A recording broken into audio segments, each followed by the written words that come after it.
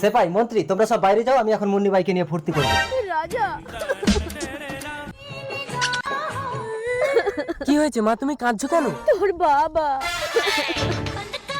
আজ তুমি আমাকে খুশি করে দিয়েছো মুন্নি ভাই, তাই এই মুক্তোর হারটা আমি তোমাকে উপহার দিই।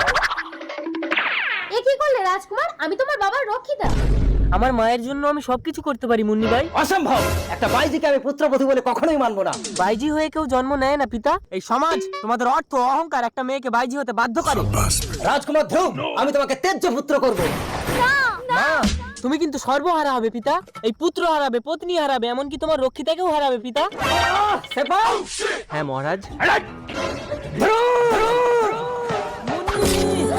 সামান্য একটা বাইজির জন্য তুমি কেন মরবে রাজকুমার? আপনি পাপী রাজা।